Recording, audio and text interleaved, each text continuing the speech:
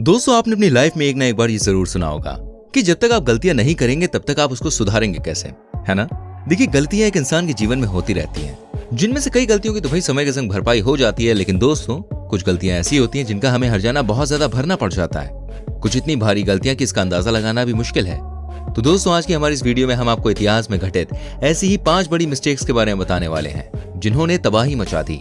दोस्तों, वीडियो काफी शानदार है, बस आपसे रिक्वेस्ट है प्लीज एंड तक हमारे संग रहिएगा और हमारी इस वीडियो को शेयर कर दीजिएगा।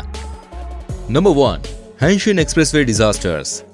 दोस्तों, ये बात है 17 जनवरी 1995 की, जब जापान की सिटी कोबे में 6.9 तीव्रता का भूकंप आया था। हालांकि ये भूकंप केवल 20 सेकंड्स के लिए था, लेकिन तबाही के लिए 20 सेकंड्स काफी थे। कई इमारतें नष्ट हो गईं, हजारों जानें गईं, चारों तरफ धुआं, धूल और मलबा छा गया। लेकिन इन सब में सबसे महत्वपूर्ण जो था वो था जापान का हैंशिन एक्सप्रेसवे। भूकंप की वजह से एक्सप्रेसवे टूट गया। इस एक्सप्रेसवे के टूट जाने की वजह से बहुत बड़ा नुकसान हुआ। हैंशिन एक्सप्रेसवे कोबे से ओसाका के बीच 240 किलोमीटर लंबा एक परिवहन मार्ग है। इतनी मजबूती से तैयार किए गए इस एक्सप्रेसवे का इतने कम समय के लिए आए भूकंप से टूट जाना सभी के लिए चौंका देने वाला था। यही वजह थी कि इसकी जांच के लिए एक टीम बैठी। भूकंप के बाद एक शोध में पाया गया कि हैंशिन एक्सप्रेसवे को जिस स्ट्रक्चर में तैयार किया जाना था ना, असल में उसको उस स्ट्रक्चर में तैयार किया ही नहीं गया और अनुमानित समय से कम समय में इसको बना दिया गया, जिसके चलते इस एक्सप्रेसवे को ज्यादा मजबूती नहीं मिली। इंजीनियर्स की एक गलती इतिहास की बड़ी गलतियों में से एक मानी जाती है। यह एक्सप्रेसवे पूरी दुनिया में हेडलाइन बन गया था।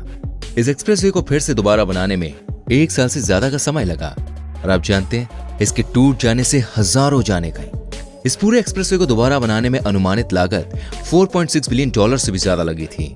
आगे चलकर काम पूरा होने पर इसे 30 सितंबर 1993 को दोबारा से स्टार्ट किया गया, जहां आज भी आवाजाही चालू है। Number 2, Piper alpha oil disasters. दोस्तों, पाइपर अल्फा एक ऑयल प्लांट था जो नॉर्थ सी में स्कॉटलैंड से करीब 120 मील की दूरी पर था। इस प्लांट को साल 1976 में बनाया गया था और शुरुआत में इसे केवल ऑयल प्लांट के रूप में ही संचालित किया जाता था, लेकिन समय गुजरने के साथ यहाँ गैस का उत्पादन भी किया जाने लगा। साल 1988 में इस गैस प्लांट पर हुई एक छोटी सी गलती बड़ी आपदा में बदल गई। दरअसल हुआ कुछ यूं कि 6 जुलाई 1988 को गैस पंप के दबाव को कम करने के लिए सेफ्टी वाल्व को हटाया गया और डिस्क कवर के सहारे इसे कुछ समय के लिए अस्थायी रूप से सील कर दिया गया और ये आदेश दिए गए कि किसी भी कंडीशन में पंप का स्विच ऑन ना करें। कुछ समय के बाद एक शिफ्ट समाप्त हो गई और दूसरी शिफ्ट काम पर आई। दूसरी शिफ्ट के कर्मचारियों को भी यही इंस्ट्रक्शंस दिए गए, लेकिन कॉरिडोर में काम कर रहे एक कर्मचारी को उस पंप की सिचुएशन के बारे में किसी ने कोई जानकारी नहीं दी, जिसके चलते उस कर्मचारी ने अपने समय पर स्विच ऑन कर दिया और थोड़े ही समय में गैस लीक होना शुरू हो गई और इसके बाद गैस ने भयानक आग पकड़ ली। कुछ ही समय में यह सब भयानक आपदा में बदल गया, जिसके चलते 167 लोगों की जान चली गई और इस दुर्घटना में करीब 1.7 बिलियन यूरोज का नुकसान हो गया।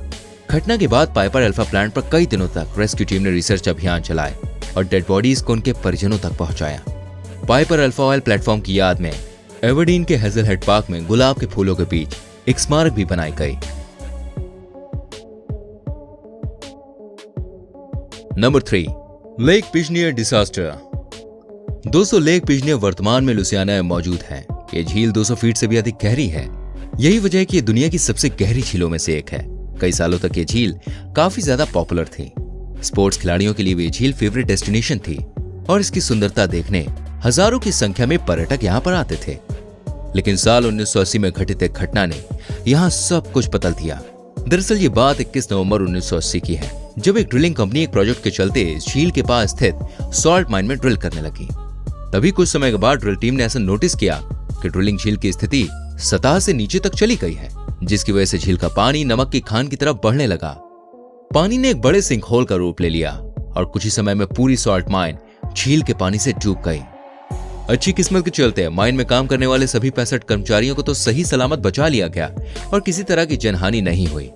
लेकिन इस घटना के चलते एक मीठी झील खारी झील में बदल गई। 200 फीट गहराई तक पूरा पानी खारा हो गया और झील की गहराई का स्तर और अधिक बढ़ गया।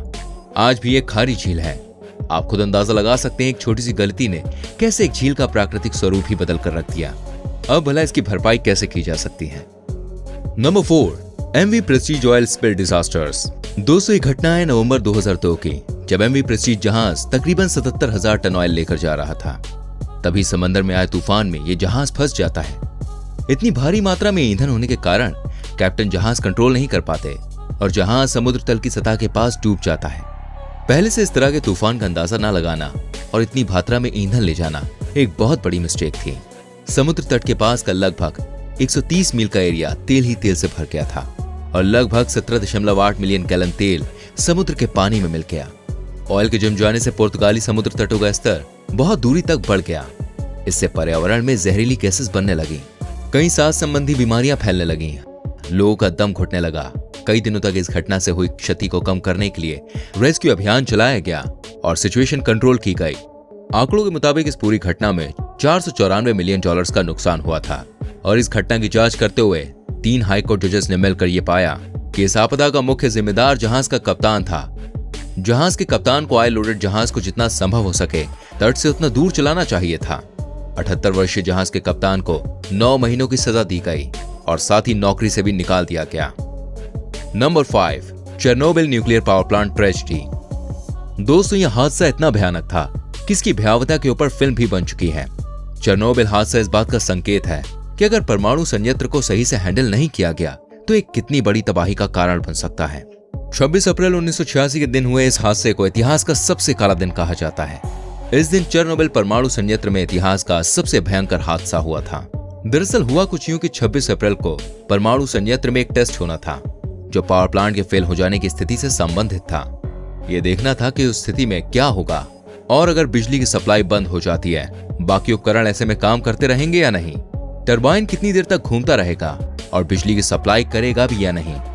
इस टेस्ट की तैयारी 25 अप्रैल को शुरू हो गई थी। रात में तकरीबन 1:30 बजे टरबाइन को नियंत्रित करने वाले वाल्व को हटा दिया गया। उसके बाद रिएक्टर को आपातकालीन स्थिति में ठंडा रखने वाले सिस्टम को भी बंद कर दिया गया। रिएक्टर में एक ऑटोमेटिक स्विच लगा होता है जो किसी तरह की इमरजेंसी सिचुएशन में नाभिकीय विखंडन की प्रक्रिया को रोक देता है। तुरंत ही उस स्विच को भी बंद कर दिया गया। लेकिन इसके बाद अचानक रिएक्टर के अंदर नाभिकीय विखंडन की लगातार चलने वाली प्रक्रिया काबू से बाहर हो गई। रिएक्टर नंबर 4 में धमाका होने से बड़े पैमाने पर रेडियो एक्टिव पार्टिकल हर जगह फैल गए और देखते ही देखते तकरीबन 1 लाख वर्ग किलोमीटर का इलाका इस जहरीली हवा की चपेट में आ गया।